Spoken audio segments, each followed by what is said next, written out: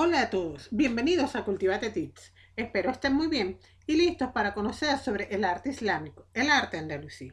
Y sin más demora, empezamos. La distribución de la mezquita es heredera de la casa de Mahoma en Medina. Medina es la ciudad a la que Mahoma huyó cuando fue perseguido tras intentar propagar su nuevo dogma. En esta ciudad se reunirían otros exiliados y nuevos seguidores. La casa tenía un gran patio y ahí se juntaban para rezar. Para protegerse del sol, Mahoma construyó en el lado norte, orientado hacia Jerusalén, un techo con ramas y tierra sostenido por troncos. Este sería el origen de la quibla o muro al que miran los fieles al rezar. Más tarde construyó un techo similar en el lado sur, para que estuviera orientado hacia la Meca, y la oración se orientó hacia ese lado.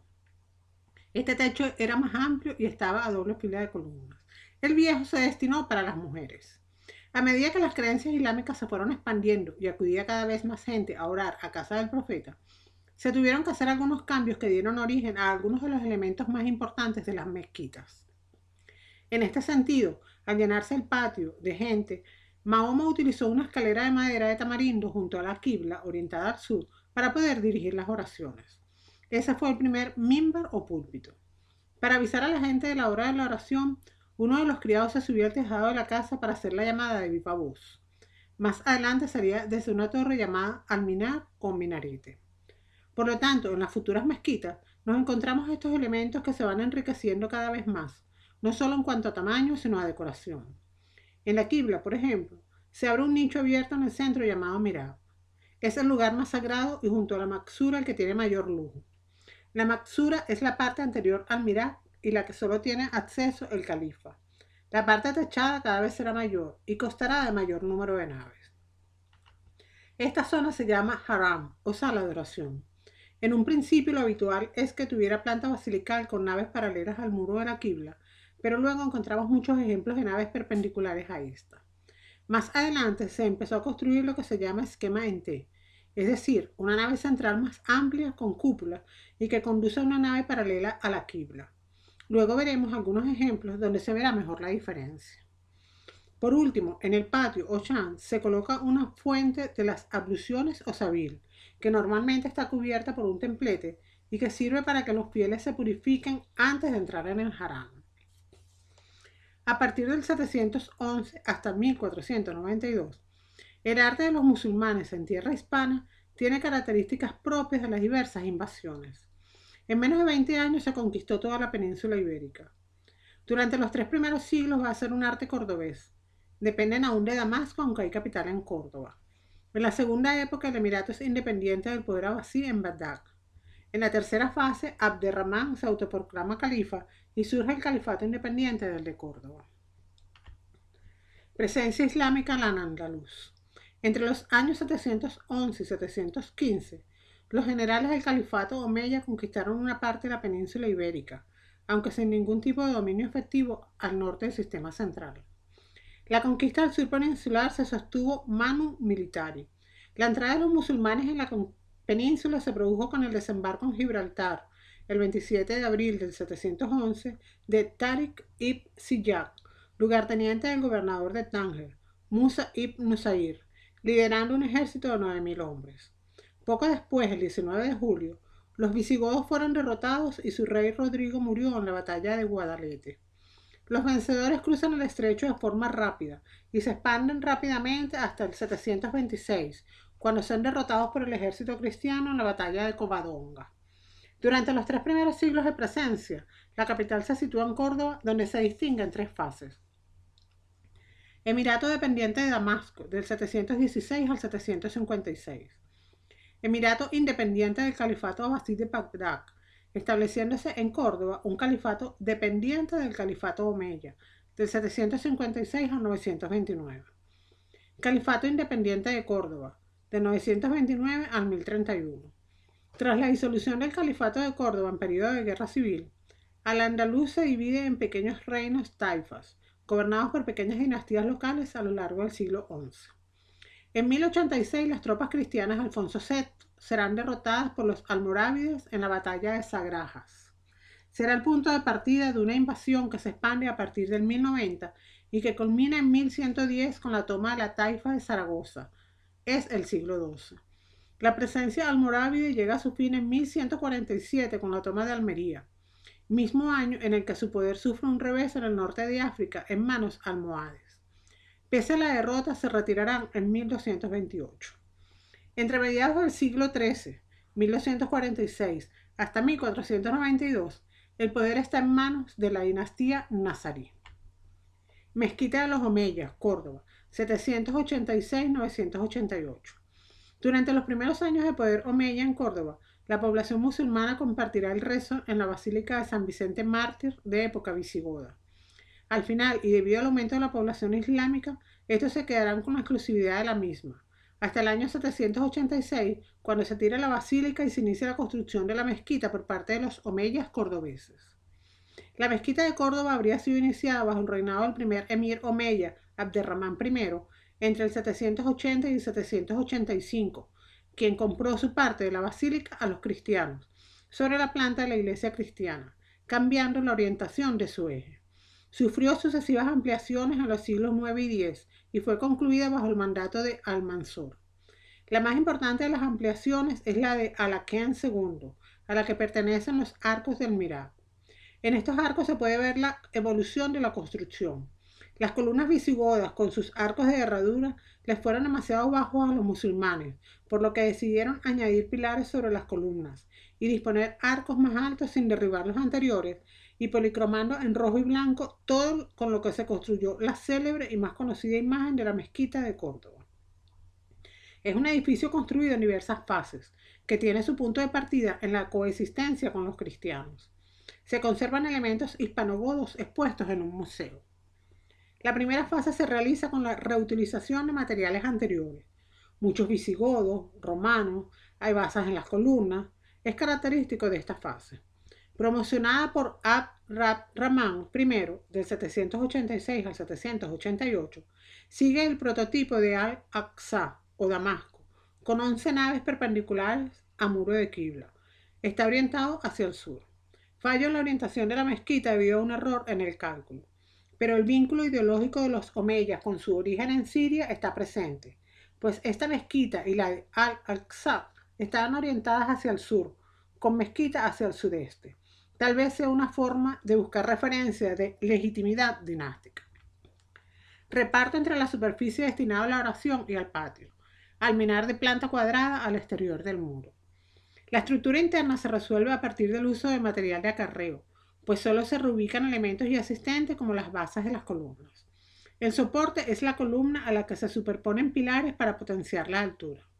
Un pilar sobre los que se ponen arcos de herradura, sin superposición de arquerías, solo superposición de arcos con dovelas policromadas. Se ha encontrado un símil en la mezquita con un acueducto situado en Extremadura de época romana, por el modo de superponer los arcos. Mezquita anticlásica por el uso de superposición de elementos de soporte, pues es el pilar el que debería sostener la columna, al ser más resistente y no al revés. Los arcos superiores de herradura están enjarjados, pues los arcos comparten el salmer, dovela de arranque. Como elemento decorativo del pilar, destaca el uso de un modillón de 4 módulos. De esta primera fase también se conserva una puerta de San Esteban o Ba-Lat Usara, realizada por Mohamed I en 855-856, que nos marca como la tipología de las puertas de acceso, con un esquema tripartito en un registro interior, con vanos de acceso configurados con arcos de herradura ultra semicirculares, rematados por alfiz, donde las dovelas siguen el mismo esquema cromático que las del interior de la mezquita. Registro intermedio perdido. Solía haber coronamiento a partir de arquerías ciegas de pequeño tamaño para dar dinamismo, y un coronamiento con cornisa abolada sostenida por canecillos de modillón muro exterior, rematado por melones escalonados, origen importado de Damasco.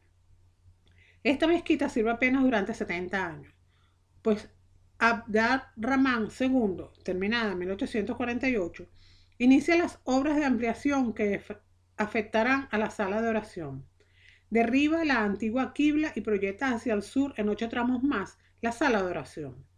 Soluciones en alzado con arco dentivo al igual que en la anterior, desapareciendo las basas, pues las columnas tendrán la misma altura.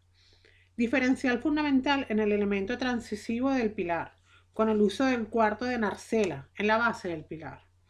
Importancia de la construcción del mihrab con mejores capiteles y mejores columnas.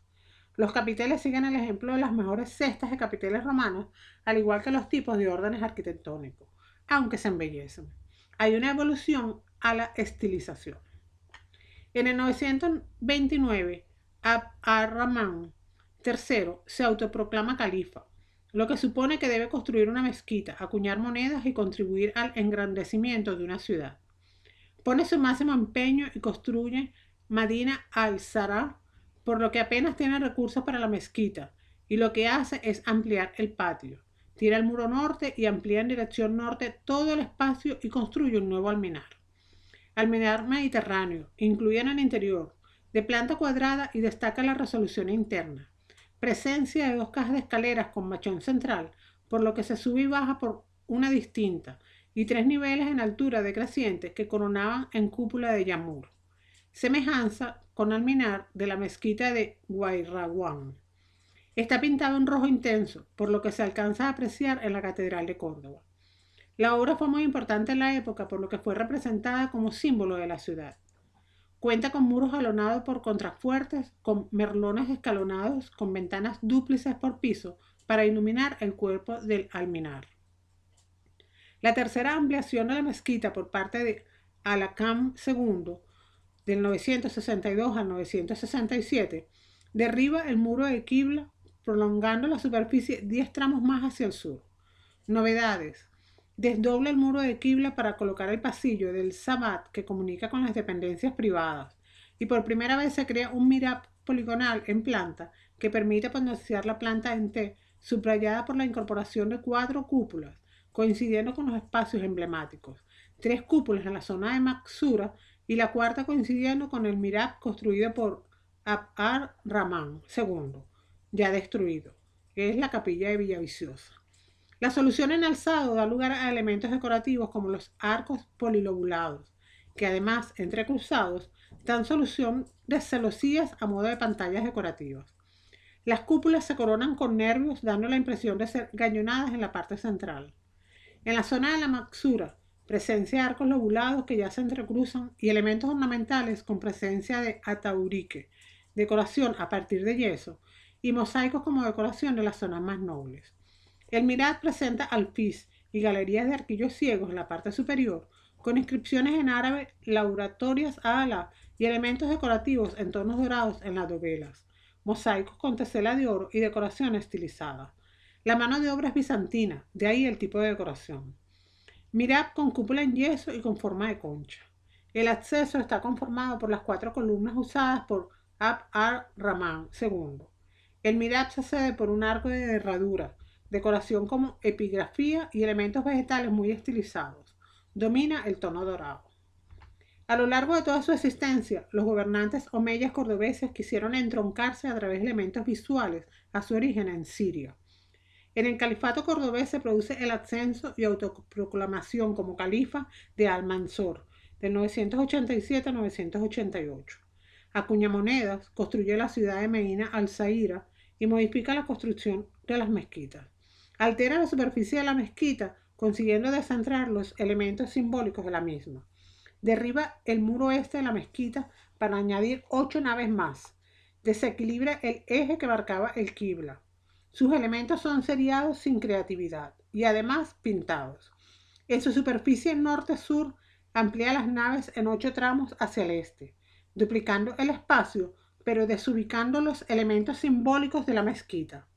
El mihrab queda desplazado hacia el este. Elimina la creatividad y rompe con el rito de hacer mezquita. 929 es el año en el que el califato de Córdoba se independiza. Córdoba, ciudad palatina de Medina al-Zahara, por Abd al-Rahman III, comienzos del siglo X. La ciudad brillante, nombre que se le daba al espacio más querido por el califa y a su área de residencia. Se encuentra en las afueras de Córdoba. Se conoce por reconstrucciones 3D realizadas por la Escuela de Estudios Árabes de Granada. Solo se ha excavado de un 20 al 35%. Se calcula que tenía 1,5 kilómetros en dirección norte-sur, 1 kilómetro en dirección este-oeste, Estaba estructurada en 3 terrazas. La más al norte estaba arbolada. Tenía el sector más áurico, fijarse en el salón grande y en el salón rico. Estaba a los pies de la sierra. La terraza más inmediata a la sierra estaba ocupada por el sector de la administración y las zonas habitacionales. Edificios de varias naves rodeadas de estructuras habitacionales y administrativas con jardines extensos. Se ha excavado el sector norte. Mezquita hacia el sudeste en una zona intermedia. Solo se ha excavado el 20%. Se empezó por la terraza superior y actualmente se excava la intermedia. Es una mezquita con quibla orientada al sureste. Toda la ciudad con perímetro amurallado y murallas internas que independizan las estructuras independientes dentro de la ciudad. Mezquita bien orientada que debe atender a una ciudad. La mezquita construida en el 941 sigue el prototipo Al-Aqsa con 5 naves perpendiculares a Qibla. Presenta una gran novedad. La primera en presentar un desdoblamiento en el muro de Qibla. Al parecer, la mezquita tenía habilitados pórticos en 3 de los lados del patio, incluyendo la presencia de un alminar de planta cuadrada. La de Córdoba no posee pórticos ni alminar en el interior, pues incorporará estos elementos como consecuencia de estas obras en la zona palatina. La Casa de los Visires. Este enorme edificio basilical se componía de 3 amplias naves longitudinales y una transversal, separadas por arquerías. Se cree que aquí esperaban las embajadas antes de ser recibidas por el califa. El salón rico era el salón de audiencias, y su objetivo era deslumbrar y empequeñecer a las dignidades extranjeras a las que se recibía. Salón grande y rico. Las fuentes se remiten al término Majlis al-Sarki, salón de recepción con salón rico, el más pequeño, pero se repite estructura en planta del otro. Estructura basilical de 3 naves que se separan por columnas rematadas con capiteles específicos del modelo típico del siglo X. Estas columnas se vuelcan en arcos de herradura ultra semicirculares, enjarjados y modulados con alfiz, con cubiertas de independencias, que voltean sobre columnas de mármol con basa y capiteles de mármol o alabastro que nos dan la pauta de lo que será el capitel específico del siglo X en Al-Ándalus. Este espacio está rodeado por 2 alcobas laterales precedidas por un pórtico transversal con cámaras cuadrangulares, y toda esta estructura tiene cubierta independiente. Delante de los salones se construyen jardines como un espacio de recreo y lúdico. Se busca la policromía en las dovelas de los arcos, pero añadiendo riqueza artística, con la técnica del ataurique, estuco. Los colores son el rojo y el blanco. Es en Medina al-Sahara donde de forma previa va a manifestarse en su mayor esplendor la técnica del ataurique, técnica del estuco con mayor creatividad que en Oriente, con patrones vegetales estilizados, con mayor materialidad y técnica, pues se usan planchas gruesas de yeso que permiten contornos calados y muy profundos, de modo que este ataurique es muy dinámico al potenciar los contrastes lumínicos. En los capiteles, además del motivo vegetativo, se pueden encontrar escritos y la firma del autor. Toledo. Mezquita de Bab al-Mardur, 999. Mezquita que daría servicio a comunidades más pequeñas, mezquitas de barrio, también conocida como Mezquita del Cristo de la Luz. Posteriormente será la Iglesia del Cristo de la Luz, después consagrada en el siglo XII en época de Reconquista, convirtiéndose en un edificio cristiano. La fachada consta de un cuerpo con 3 vanos de acceso. En el cuerpo superior, arcos entrecruzados ciegos, un friso con decoración de seca, red de rombos enmarcada, la inscripción y una cornisa, decoración común en el primer mudéjar toledano. La fachada noroeste está formada por 3 vanos de nuevo horadados que dan pasos al patio de la mezquita, cubiertos por arcos de herradura rebajados por unos arcos de medio punto encuadrados. Es una simplificación típica en la mezquita de Córdoba. El nivel superior se centra en varios arcos polilobulados que enmarcan unos arcos de herradura de estilo califal y decorados con dovelas bicolor de ladrillo, haciendo referencia a la mezquita de Córdoba. Un entablamiento nos da paso a la cornisa final. Edificio de planta cuadrada de pequeñas dimensiones, 7,7 por 7,5 metros, dividido en 9 espacios independientes por la segmentación de 4 columnas de piedras con capiteles reutilizadas de la antigua capital hispanogoda, que nos marcan una planta de cruz griega inscrita en un cuadrado. Lo novedoso es que cada uno de los espacios está cubierto por una cúpula a partir del entrecruzamiento de nervios, evitando en 3 casos discurrir por el medio. Diseño distinto de las cúpulas. Influencia de la mezquita de Córdoba. Bajo la mezquita se encontró una calzada romana de 6 metros de anchura y bajo la cual ha aparecido una cloaca de la misma época. La calzada se formaba por grandes losas de granito y discurría en dirección norte-sur. Las manufacturas de los talleres califales, tejidos, bronces y marfiles. El arte emiral y califal andalusí comprende sus manifestaciones artísticas desde la conquista musulmana de la península ibérica hasta el surgimiento de los primeros reinos de taifas, es decir, los siglos 8 al 10. El emirato y califato andalusí no creó un arte nuevo, sino que adecuó el arte romano y visigodo de las culturas anteriores del sustrato ibérico e incorporó estilos prestigiosos orientales, como los mosaicos bizantinos del Mihrab de la Mezquita de Córdoba, monumento señero del Islam del Andaluz. Es en Córdoba, capital del califato creado por Abderramán III en 929, donde se construyen los edificios más representativos del poder andalusí, no solo la gran mezquita aludida, sino una ciudad califal a las afueras del núcleo urbano, Medina Azahara, de gran lujo y breve existencia, pues fue destruida por la guerra civil al poco de construirse. En el resto del territorio peninsular sobreviven algunos ejemplos, sobre todo en la ciudad de Toledo, donde todavía queda una puerta islámica del recinto urbano fortificado, la puerta antigua de Bisagra o puerta de Alfonso VI, así como la mezquita de barrio Bat al-Magdum, más conocida tras su conversión en iglesia como Ermita del Cristo de la Luz. En estado de restos arqueológicos quedó la rábida de Guardamar del Segura, en Alicante, o la ciudad de Bascos de la provincia de Toledo. Almaizar de Hisham II, siglo X, la casa del Tiraz. Tejidos con forma alargada con granjas epigráficas que incluían el nombre del califa y alabanzas a la divinidad.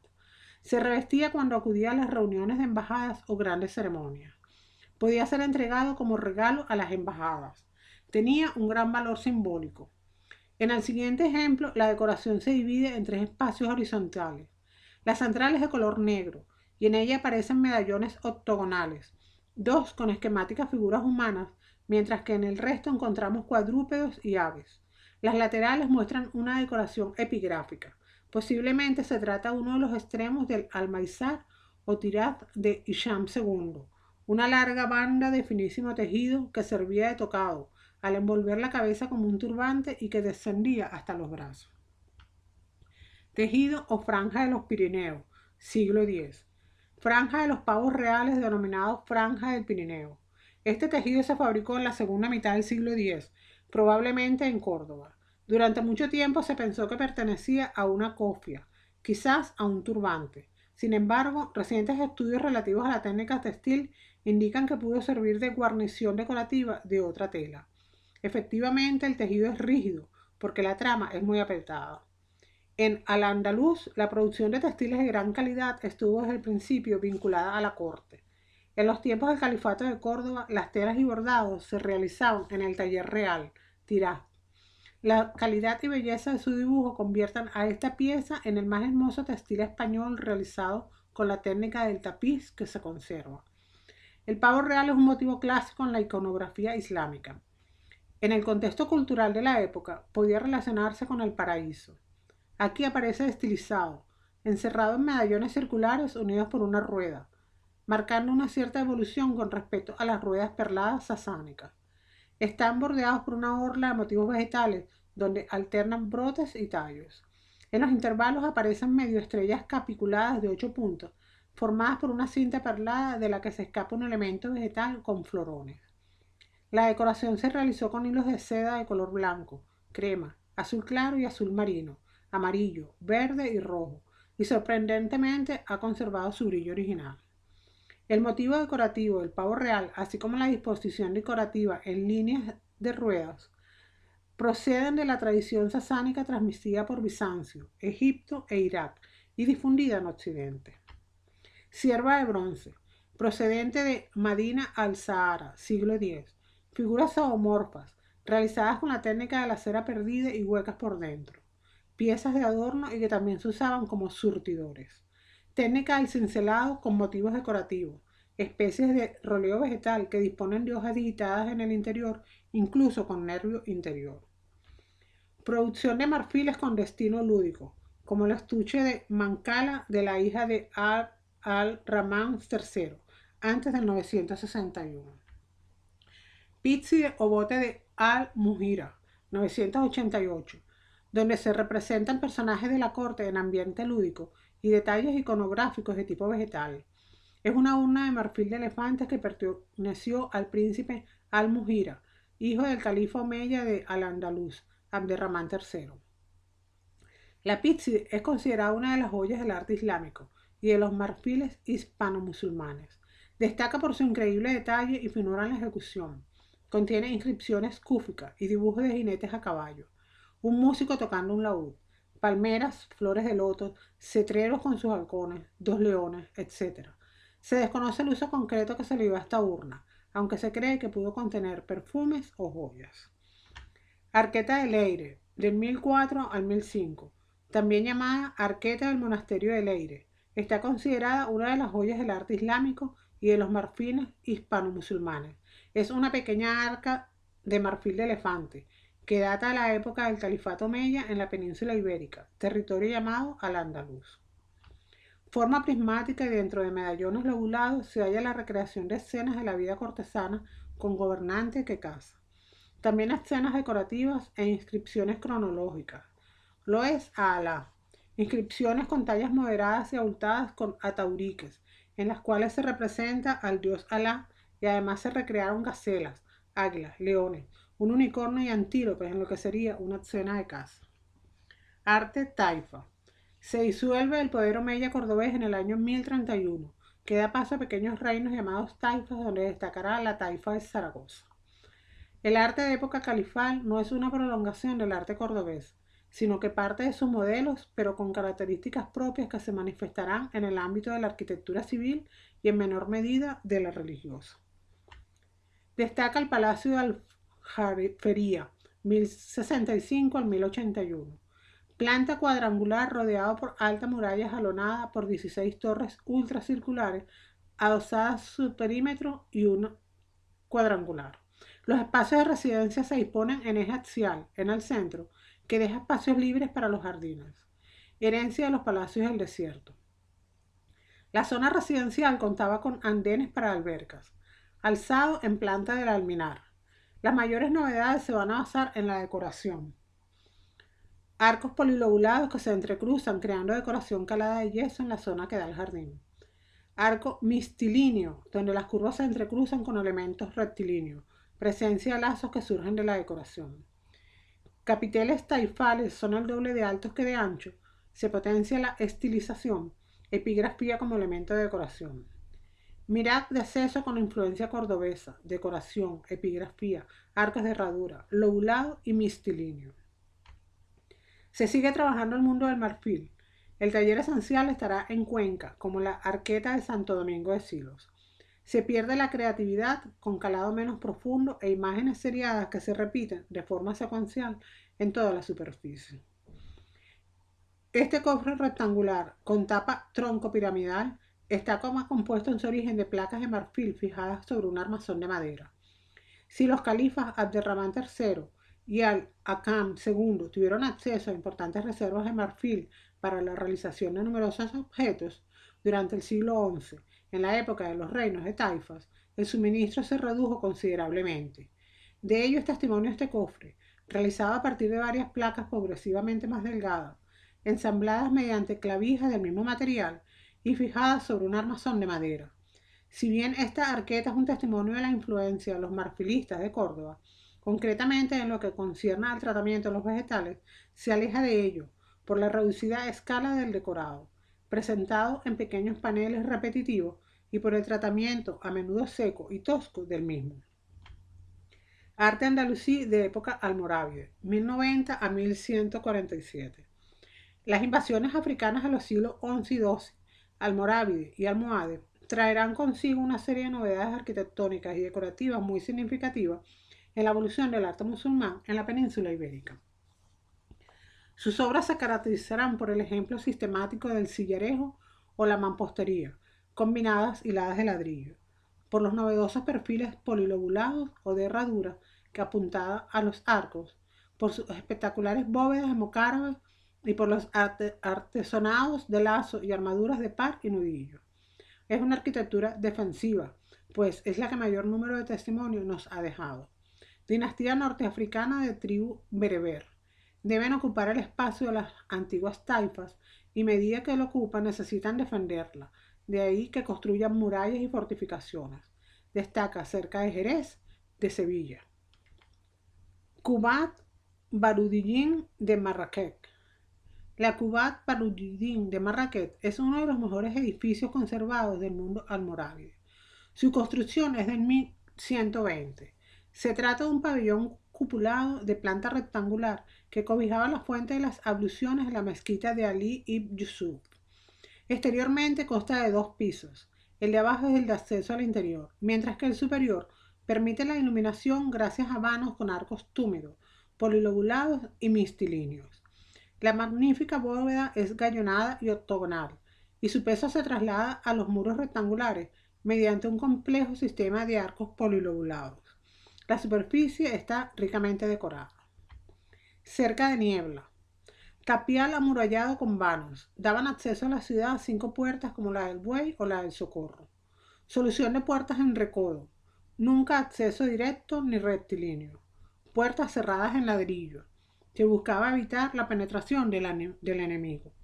Muralla urbana, construida por los almorávides, una de las que mejor se conserva en esta etapa histórica.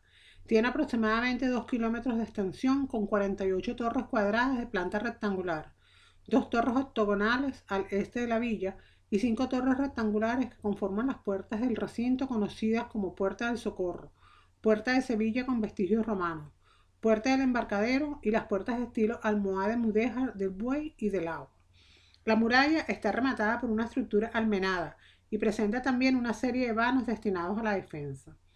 La Puerta del Buey o del Río se sitúa frente al Tinto, y dice la leyenda que por ella salió un buey cebado durante el asedio de las tropas cristianas de Alfonso X el Sabio, para hacer pensar que la ciudad contaba con alimentos.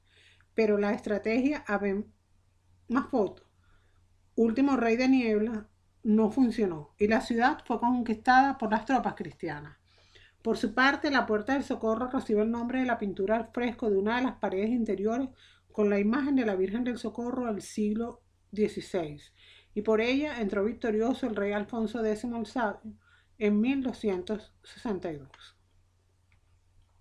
Mimbar de la Kutubia de Marrakech, 1125 al 30.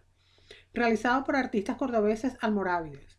Se busca crear mosaico a partir de la aplicación de distintas piezas de diversos materiales de distinta tonalidad. Motivos de ataurica en el centro. Secuencia de arquillos de herradura con motivos vegetales geométricos. Este elemento es un claro reflejo de las relaciones de intercambio.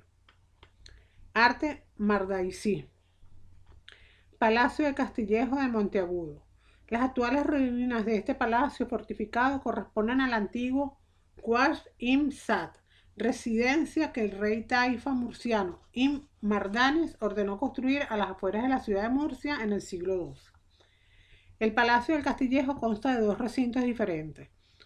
El principal o exterior, estrictamente defensivo, se inscribe en una planta rectangular cuyos muros se defienden con 5 torres en sus lados mayores y 3 en sus menores. Estos torreones están escasamente separados entre sí, como corresponde a la tipología arquitectónica de las fortificaciones construidas en su contexto histórico y geográfico.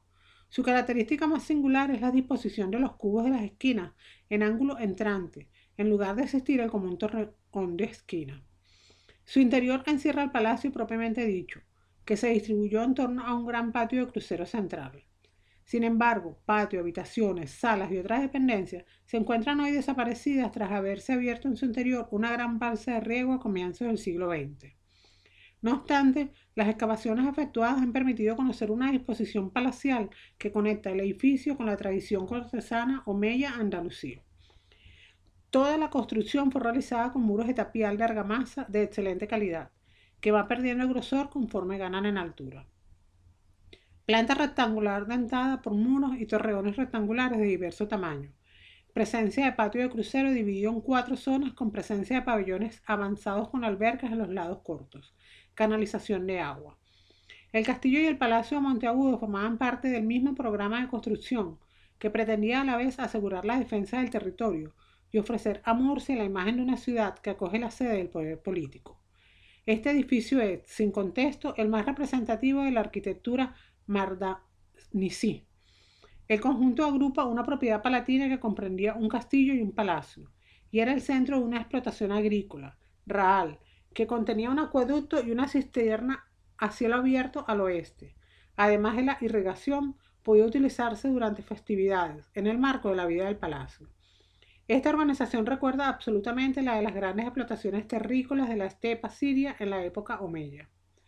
El castillo se compone de 3 plataformas y un recinto superior dotado de una muralla al norte, característico de las fortificaciones mardanisíes. Existente quizás desde una época anterior, fue en todo caso reconstruido en el siglo II. La etapa de rigorismo almohade, 1147-1246. Capital en Sevilla. La laxitud moral y la degradación de costumbres de los almorávides dio lugar a un nuevo movimiento rigorista, los almohades, al-Muwadiun, los unitarios. Estaba encabezado por Ibn Tumar, quien procedía de medio tribal del Alto Atlas. Su continuador, Abd al-Mumin, se nombró califa, tomó Marrakech en 1147 y emprendió la conquista del resto del imperio, incluyendo Túnez. Al-Andalus fue incorporada definitivamente por su sucesor, Abu Yaqub Yusuf, quien eligió en 1172 Sevilla como capital del nuevo imperio. Hay una trilogía de alminares de gran belleza y monumentalidad que, además, muestran importantes analogías entre sí. Nos referimos a la torre Kutubiyya de Marrakech, la de Hassan de Rabat y la de la Giralda en la mezquita de Sevilla. Desde el punto de vista estructural, coinciden en disponer de una torre central rodeada de otra torre periférica exterior. Entre ambas se construyen las rampas o escaleras para subir a lo alto. Esta estructura de alminar almohade arraigó en ciertas zonas de la península, de tal manera que permaneció inmutable durante siglos en Aragón, cuando se comenzaron a construir torres para iglesias cristianas de estilo mudéjar desde el siglo XIII.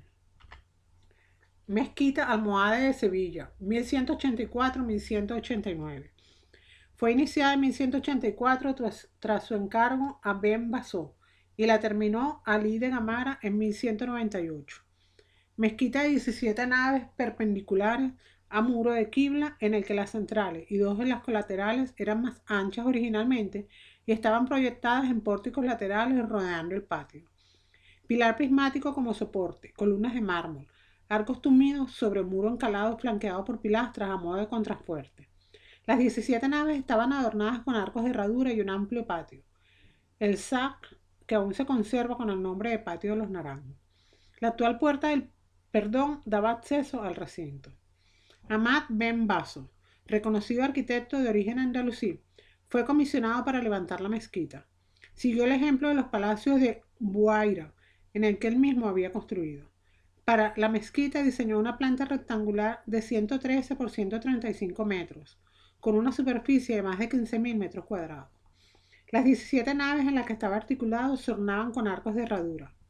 La mezquita, a la que se accedía por la actual Puerta del Perdón, en la fachada sur, alojaba al extenso palacio jardinado, hoy conocido como Patio de los Naranjos. La decoración exterior se basa en la sucesión de ajimeces, bien con arcos de herradura semicirculares o polilobulados, rodeados siempre por un alfiz y cogidos por otro gran arco lobulado apuntado. No solo la gran altura de este alminar hace destacar a la Giralda entre todas las norteafricanas, sino su decoración en franjas o calles verticales le confiere una airosidad espacial. Excepto el cuerpo superior, la Giralda es el antiguo alminar de la mezquita almohade de Sevilla.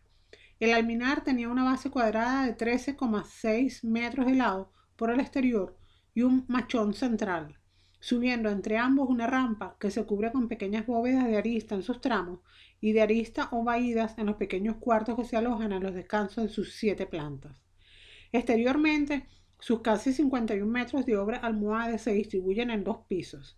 El inferior liso, roto en su paramento por los tragaluces para la iluminación de la rampa de subida, y el superior, decorado en sus 4 frentes con 3 bandas verticales y paralelas cada una, que alojan, la central, espacios en los que se articulan ventanas gemelas de arcos de herradura o lobulados, enmarcados bajo otros ciegos lobulados y con alfiz. Este almenar es obra del maestro Ahmad Ben Baso, de planta cuadrada que se resuelve a partir de 2 torres, una envolviendo a la otra. En el espacio intermedio, una escalera en sentido ascendente. En el exterior del almenar hay una estructura tripartita, con calle central ocupada por los vanos para iluminar el cuerpo de escaleras. Vanos geminados dobles con arcos de diversos perfiles, cobijados por otros arcos. Las franjas laterales disponen el motivo de cepca, realizado en ladrillo, diferenciándose del almenar del norte de África. La cepca en arquitectura es un elemento decorativo en forma de retícula oblicua, a modo de entrelazado geométrico romboidal, que cubre muros, arcos, paredes, zócalos u otros paramentos característicos del arte islámico. Este motivo ornamental eclosionó y se difundió durante la época almohade y se siguió utilizando en el arte nazarí y mudéjar cristiano principalmente. Pueden apreciarse en la Giralda, Almohade de Sevilla o en la Alhambra de Granada. El patio de los Naranjos es, junto a la Giralda, lo que queda de la desaparecida mezquita mayor Almohade de Sevilla de Ben Baso. Cumpliría la función de shan o antesala para las abluciones de los musulmanes sevillanos antes de entrar al haram de la mezquita. Aunque con muchas reformas, se advierte su estructura de patio conformado por pilares que sostienen grandes arcos tumidos. La puerta principal, llamada del Perdón, es también la factura almohade. En el centro hay una fuente que pudo ser una pila visigoda o un baño de las termas romanas. En el patio del Yesor de la Alcázar de Sevilla, 1190, hay que destacar la decoración en cepca. El Alcázar de Sevilla ya existía en época califal y desde entonces se han sucedido diferentes intervenciones en época taifa, almohade, mudéjar, etc. El tramo del patio propiamente almohade consta de 7 arcos lobulados, más grandes el central, apoyado sobre pilares. El resto de arcos es sostenido por columnas califales, soportando sobre cada uno de ellos una preciosa red calada de cepca. Torre del Oro, fines del siglo XII. Se trata de una albarrana de la muralla de Sevilla, que por su proximidad al río era la primera que avisaba de posibles enemigos por vía fluvial. Su nombre le viene porque en su origen estaba recubierta por ladrillos de piezas de loza dorada. La Torre del Oro es un edificio de fines defensivos o militares, construido al borde del río Guadalquivir, que se supone servía para defender la ciudad, impidiendo el tránsito de embarcaciones mediante cadenas que atravesaban el cauce. Tiene un ancho cuerpo almenado de planta dodecagonal, del que emana una pequeña torre, también dodecagonal, que representa el remate del cuerpo o núcleo interior que alberga la Torre del Oro. En el interior se halla un reparto de 3 pisos con estancias bien residenciales o para acoger a la guardia. Importancia de la decoración y que se aprecia en el Hadith Bayat Warriyat, comienzo del siglo XIII, donde se cuenta la historia de unos personajes enamorados y de una alcahueta, paralelismo con la Celestina. Este manuscrito incompleto y compuesto por 30 folios contiene 14 miniaturas. Relata la historia de amor entre Bayat, hijo de un mercader de Damasco, y Riyad, esclava cantora y favorita del Hajib.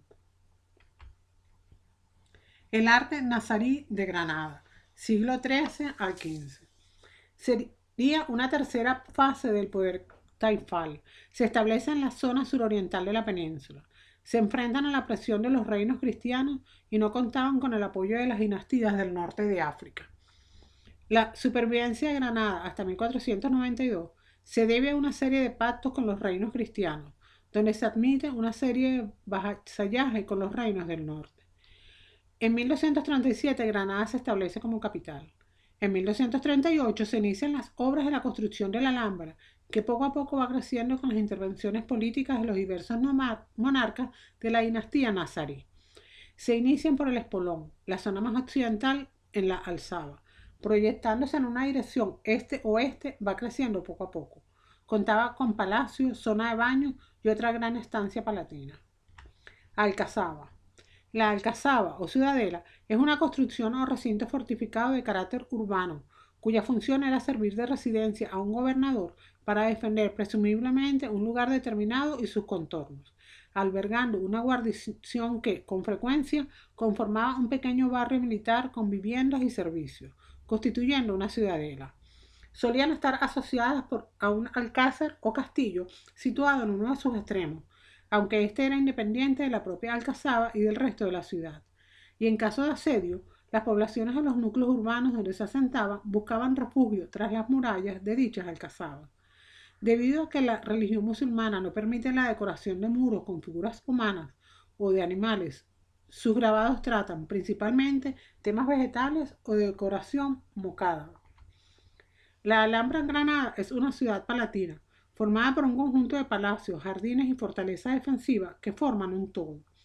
Los palacios de la Alhambra fueron construidos por los reyes más famosos de la dinastía nazarí. Las primeras referencias de la Alhambra datan del siglo IX, cuando en 889 Sawar ben Amdún tuvo que refugiarse en la Alcazaba y repararla debido a las luchas civiles que azotaban por entonces al califato cordobés, al que pertenecía Granada. En el siglo XIII, con la llegada de Mohammed ben al-Amar, primer monarca nazarí, se fijó la residencia real en el castillo de la Alhambra, marcando el inicio de su época de mayor esplendor. La gran muralla que encierra y protege la Alhambra tiene en su perímetro 4 grandes puertas defensivas casi equidistantes, 2 situadas al norte y otras 2 al sur. Entre las primeras se encuentra la mencionada Puerta de las Armas, probablemente una de las primeras edificaciones realizadas por los nazaríes en la Alhambra en el siglo XIII. Primero se reforzó la parte antigua de la Alcazaba y se construyó la Torre de la Vela y del Homenaje, que subió agua del río Darro. Se edificaron almacenes, depósitos y comenzó la construcción del palacio y del recinto amurallado que continuaron Mohamed II de 1273 al 1302 y Mohamed III de 1302 al 1309, al que también se le atribuyen un baño público y la mezquita sobre la que se construyó la actual iglesia de Santa María.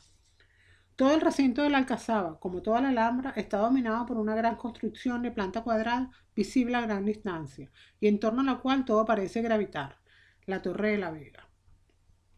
Pero la principal torre de la Alhambra no es la de la Vela. La más elevada, la que ofrece una visión del entorno más privilegiada, es la Torre del Homenaje, y que es además una de las que definen el característico aspecto fortificado del recinto. En ella debía estar el servicio de información, el Estado Mayor que regulaba y controlaba todo el sistema defensivo de la Alhambra. Tiene en su interior 5 plantas, que presentan una singular alternancia de espacios abovedados, y un silo en la base, más una terraza con una pequeña plataforma desde la que se podían enviar y recibir señales visuales, y de los castillos y torres de vigilancia diseminados por puntos estratégicos de los montes que rodean Granada. Son 2 grandes volúmenes cúbicos con pocos vanos de iluminación, excepto en la zona superior donde se dispone una zona residencial. Explanada, plaza de armas atravesada por una calle debajo de la cual había canalización de agua y los lados los espacios para el acuartelamiento y los sirvientes. Para la Alhambra se utilizaba un sistema de columnas propio que no aparece en ninguna otra construcción. Se trata de una columna de fuste cilíndrico muy fino, con una gran moldura cóncava como base y anillos decorativos en la parte superior. El capitel, dividido en 2 cuerpos, presenta en el primero, en forma de cilindro, una decoración muy sencilla y sobre él un prisma con los ángulos de la base redondeados, decorados de ataurique. La arquitectura nazarí es esencialmente pictórica, predominando las formas ligeras y abiertas sobre los espacios cerrados y sólidos. La Alhambra reúne todas las características de esta arquitectura, con una apariencia exterior sobria en contraste con la profusa decoración interior y predominio de las líneas horizontales sobre las verticales. El Palacio Real. El Palacio Islámico carece de una planta determinada. El conjunto se va creando con unidades independientes, levantadas alrededor de un patio, unidas y separadas por jardines, arcos y columnas, sin un centro arquitectónico determinado. Este aparente descontrol urbanístico se compensa con la armonía creada en la articulación alrededor de 3 unidades espaciales: el Mesuar, el cuarto de Comares y el cuarto de los Leones. La piedra es utilizada en los muros más anchos y la zona de la Alcazaba. En el interior, Los muros fueron levantados con mampostería, tapial y yeso para los arcos. En sus zócalos, los muros fueron revestidos con azulejos, lacerías o figuras geométricas. El sistema arquitectónico es adintelado, encubierto, pues casi todos los arcos son decorativos, no sustentan ninguna estructura. Los arcos de herradura son sustituidos por arcos peraltados y ligeramente acampanados, falsos arcos de mocárabes o arcos angrelados. Las paredes están recubiertas de cerámica o yesería, decoraciones muy ricas y exquisitas, ya que era una de las mayores preocupaciones de los arquitectos, para de este modo disimular la pobreza de los materiales utilizados. Entre sus decorados encontramos la clásica caligrafía cursiva y cúfica, en la que se pueden leer palabras de Sawi ben Siri, fundador de la dinastía nazarí, pero también poemas de distintos poetas de la corte. Otro elemento decorativo utilizado en la Alhambra es la bóveda de mozárabe, compuesta por celdillas o alveolos superpuestos, con ataurique o decoración vegetal y en menor medida lacería o redes de rombos. Existían 4 puertas de acceso a esta fortaleza: la puerta de las armas, en la Alcazaba, la puerta del Arrabal, en la Torre de los Picos, y en la zona sur la puerta 7 Suelos y la puerta de la Justicia o Explanada. Una vez asegurada la defensa con la Alcazaba y la Explanada, empiezan las obras de la residencia palatina. Palacio del Partal, 1303-1309. Este palacio estaba a la entrada o salida de los palacios nazaríes, precedido de albergue a los márgenes con vegetación, dan paso a un pórtico de un número de 5 arcos que dan paso a las estructuras residenciales. Corresponde a la zona de las viviendas de los criados de palacio. El sistema de soporte será la columna muy estilizada que remata con un capitel de tipología cilíndrica, envolvente, dotado de 2 collarinos. Presencia de 2 torres de planta cuadrada y remate cupulado. Cúpula de madera. Palacio de Comares. La fachada del edificio fue erigida por mandato del Mohamed V, siendo inaugurada en 1370. Es una fachada interior que anticipa la majestuosidad del interior del palacio. Formado por el patio de la alberca o de los arrayanes, la sala de la barca y la torre de Comares, salón de Comares o salón de los embajadores. La fachada del cuarto de Comares marca la frontera entre el espacio burocrático o semipúblico y el privado o residencial, sin que la diferencia entre ambos conceptos esté siempre establecida. Esta fachada puede considerarse una síntesis perfecta de los elementos decorativos de los nazaríes granadinos: geometría, epigrafía, ataurique o flora, todo ello labrado en yesería en una composición proporcional. Culmina en el arelo que avanza ante la fachada y que es una de las obras maestras de la carpintería decorativa de la Alhambra. Aunque sus vivos colores prácticamente se han perdido, se conservan la textura y la majestuosidad de su pórtico. Sobre la estructura hay una cúpula con decoración astral que representa el espacio celeste, representando el poder cósmico del rey nazarí. Construido con dirección norte y sur por Yusuf, 1333-1354, el Palacio de Comares posee una alberca, pórtico con 7 arcos que voltean sobre columnas estilizadas que dan paso a la Torre de Comares de planta cuadrada y dividida en continuas estancias en diversos pisos. Es de estaca cubierta por una cúpula decorada con motivos astrales, asociados al poder del rey. En el espacio intermedio de conexión con el Palacio de los Leones están los baños reales privados, que mantienen la idea tripartita que se remonta a las termas romanas. Son lugar de reunión y esparcimiento. Los baños poseen una bóveda calada de estrellas. Palacio de los Leones. Mohamed V. Este palacio constituía las estancias privadas de la familia real y se construyó en el ángulo que forman los baños y el patio de los arrayanes. En su interior es un espacio centralizado y cupulado, arcos peraltados, con mocábares en intrados y dominio de este elemento en los espacios cupulados que rodean el patio, como se aprecia en la sala de las 2 hermanas, donde la cúpula está totalmente calada y con vanos que dan una luz contrastada dependiendo del sol. Otra gran cúpula de mozárabe es la sala de los abencerrajes, que parte de una forma estrellada con ventanas cerradas con celosías. El patio de los leones. Mohamed V, de planta ligera trapezoidal, con patio de crucero con pabellones avanzados en los lados cortos, con fuente en el medio. Esbelta galería con 124 columnas de mármol blanco de Macael, Almería, que se presentan aisladas y agrupadas en conjuntos de 2, 3 y hasta 4 en las esquinas, sustentando o bien solo apuntalando las arcadas de filigrana. Las columnas son en compaños calados que dejan pasar la luz. En uno de los lados cortos del patio se halla la sala de los reyes, de continua forma longitudinal con arcos como caravana entre dos y ausencia de cúpula, pues sus 3 tramos están cubiertos por cuero preparado para ser pintado con imágenes cortesanas, con individuos de tipo oriental. Palacio del Generalife Mohammad II e Ismail. Generalife era la sede de la villa con jardines, habitada por los reyes musulmanes de Granada, como lugar de descanso y explotación agraria y ganadera. Está situado fuera de las murallas de la Alhambra, al este, en la ladera del Cerro del Sol. Está formado por un conjunto de edificaciones, patios y jardines. Es uno de los conjuntos arquitectónicos más destacables de la arquitectura civil musulmana. El pórtico de acceso con 5 arcos calados sobre columnas esbeltas. La entrada al palacio propiamente dicha se realiza a través de una portadita con elementos de mármol y dintel alicatado, en cuya clave del arco se vuelve a repetir el motivo de la llave. Es muy destacable la cornisa volada de mocárabes por debajo de la armadura del techo.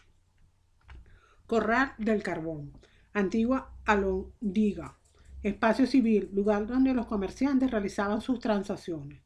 La portada, ricamente decorada con yeserías, está presidida por un gran arco tumido, de 2 centros y algo apuntalado, provisto de alfiz.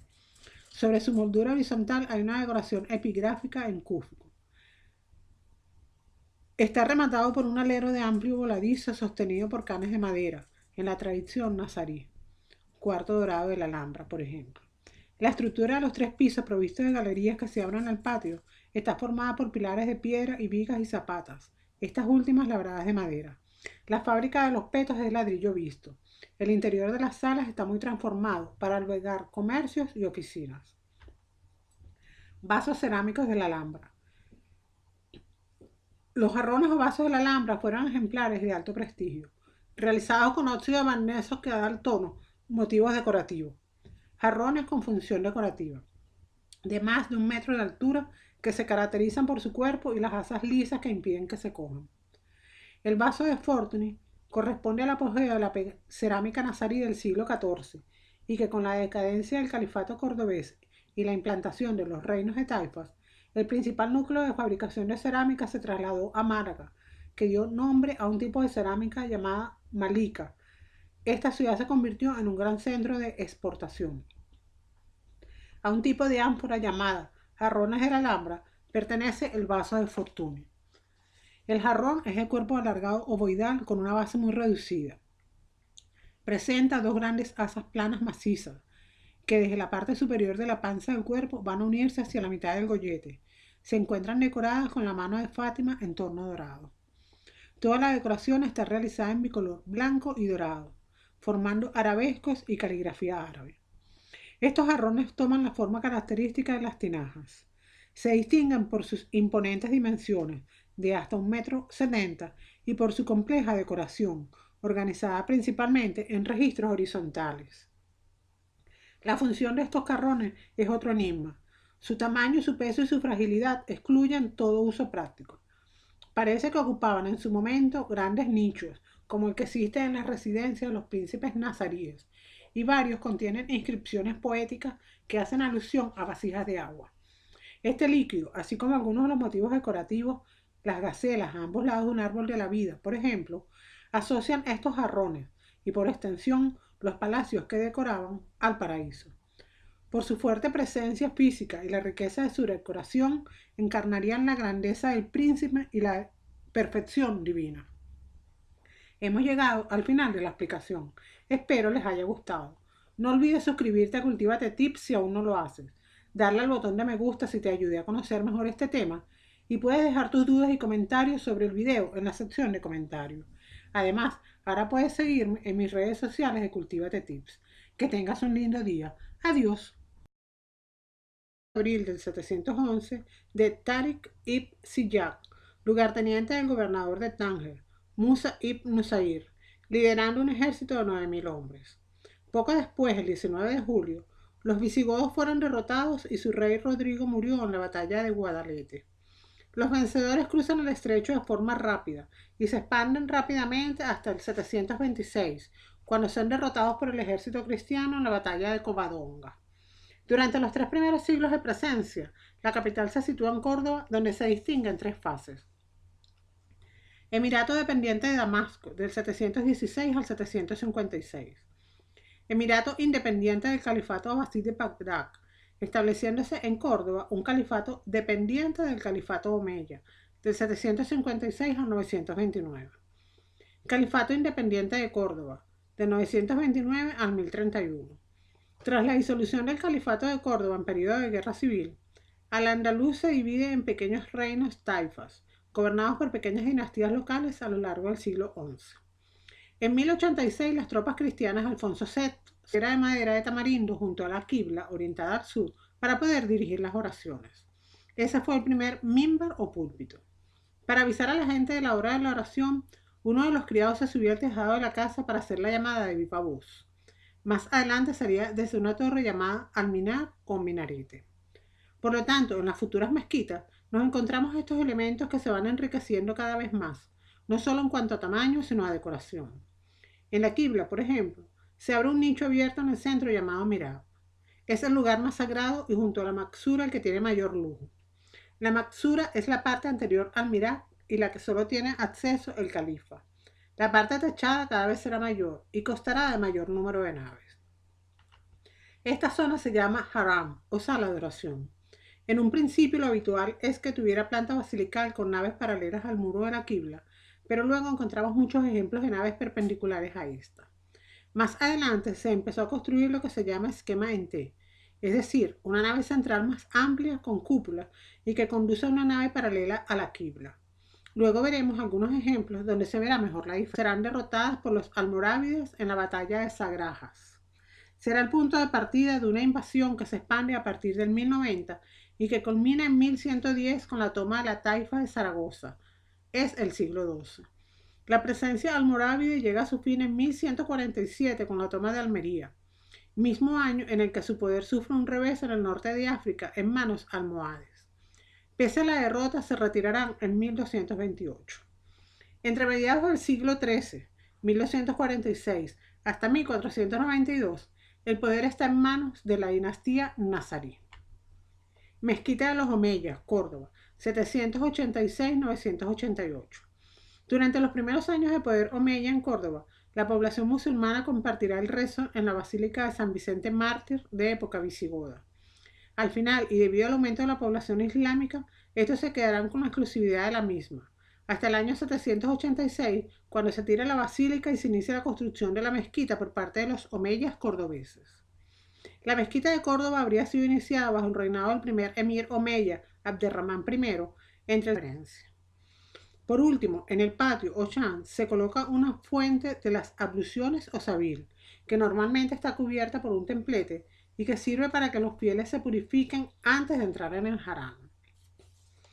A partir del 711 hasta 1492, el arte de los musulmanes en tierra hispana tiene características propias de las diversas invasiones.